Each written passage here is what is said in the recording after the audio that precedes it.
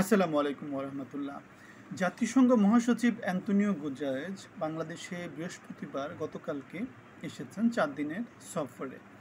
এই সময় তিনি বাংলাদেশে রোহিঙ্গা শরণার্থী শিবিরে পরিদর্শন করতে যাবেন এবং বাংলাদেশে ইউএনের যে কার্যক্রমগুলো সেগুলোকে তিনি প্রত্যক্ষ তদারকি করবেন।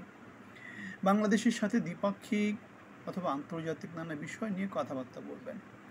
এখানে একটা জিনিস ইম্পর্টেন্ট যে স্বৈরাচার হাসিনা পতনের পরে বাংলাদেশে যেহেতু এখন মানবাধিকার, বাংলাদেশ যেহেতু সবসময় মানবাধিকারের একটা লঙ্ঘনের এলাকা ছিল, এখন বর্তমানে নতুন করে আওয়ামী লীগ যেহেতু মানবাধিকার বঞ্চিত হচ্ছে, সুতরাং আমরা দেখতে পেয়েছি ইউএসএ, ভারত অথবা জাতিসংঘ সবাই কিন্তু বারবার বলে আসছে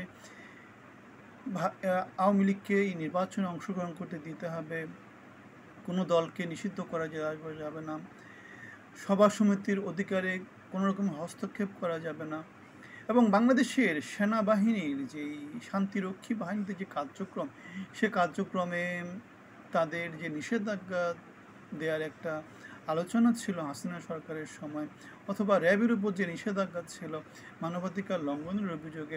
সুতরাং সেই নানা রকমের অভিযোগ খোলা নিয়ে তারা বাংলাদেশের সাথে, বাংলাদেশ সেনাবাহিনীর সাথে বা বাংলাদেশের সরকারের নানা বডির সাথে হয়তো বা নানা রকমের আলোচনা এগিয়ে নেবেন। সুতরাং আমরা দেখতে পাচ্ছি এখানে একটা কথা মনে রাখতে হবে, জাতিসংঘ মহাসচিব এটা হচ্ছে গিয়ে সারা পৃথিবীর নানা দেশ থেকে নানা লোকজনদেরকে হয়তো বা অল্প কিছু সময়ের জন্য তাদেরকে মনোনয়ন দেওয়া হয়। আমরা দেখেছিলাম যে মায়ানমারের কোনো একজন হয়তো বা জাতিসংঘ মহাসচিব ছিলেন, তিনি কিন্তু বাংলাদেশ সফরে এসেছিলেন।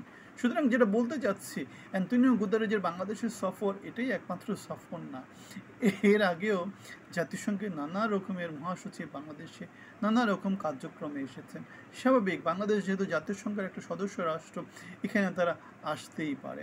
সুতরাং এখানে আমাদের এত খুশি হওয়ার খুব বেশি কিছু আছে সেটা আমি মনে করি না।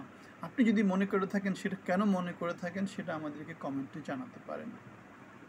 সুতরাং জাতিসংঘের মহাসচিব বাংলাদেশে আসার খুব বড় একটা কারণ হচ্ছে বাংলাদেশে হিউম্যান রাইটস অথবা বাংলাদেশে ইউএনএইচসিআর যেটাকে বলে, রিফিউজি যেটা আর কি, শরণার্থী সংগঠন, বাংলাদেশে যেহেতু খুব বড় একটা রিফিউজি এলাকা আছে, যা কক্সবাজারের এলাকায় প্রায় 10 লাখ 12 লাখের মতো রোহিঙ্গা রিফিউজি বাংলাদেশে অবস্থান করছে, এবং ইউএনএ বড় একটা কার্যক্রম বাংলাদেশে সেটার বেসিসে হয়ে থাকে।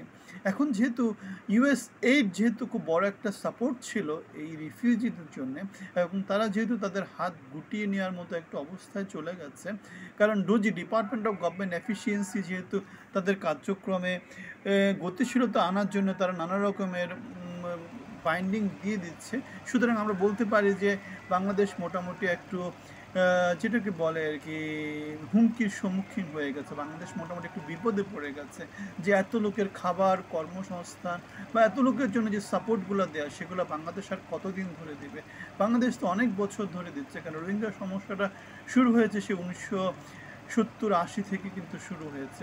সুতরাং এই সমস্যাটা দিন দিন প্রকট আকার ধারণ করছে এবং বাংলাদেশের জন্য এটা মোটামুটি একটু গলার কাটা হয়ে গেছে।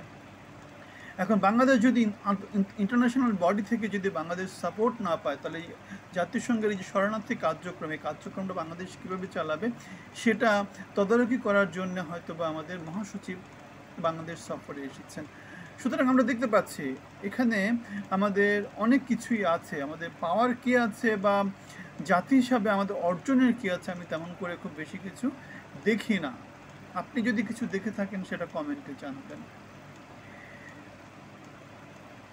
সো তাহলে আমরা দেখতে পাচ্ছি যে জাতিসংঘের যে নিজস্ব এজেন্ডাগুলো আছে সেগুলোই তারা বাস্তবায়ন করবে। সেটা কি মানবাধিকার, জনগণের সংগঠিত হওয়ার অধিকার, অথবা আমাদের শান্তিরক্ষী কার্যক্রমে আমাদের সেনাবাহিনীর যে অংশগ্রহণের জন্য যেই ভেরিয়েবলগুলো আছে সেগুলো নিয়ে কার্যক্রম, অথবা শরণার্থী শিবির যেটা আছে সেটা নিয়ে তারা কি করতে পারে, তারা বিপদগুলোকে কীভাবে তারা মোকাবেলা করবে, অথবা প্রোঅ্যাক্টিভ হয়ে তারা কীভাবে সেটাকে এগিয়ে নিয়ে যাবে, সেগুলো হচ্ছে তাদের আলোচনার মূল কার্যক্রমের মধ্যে আছে।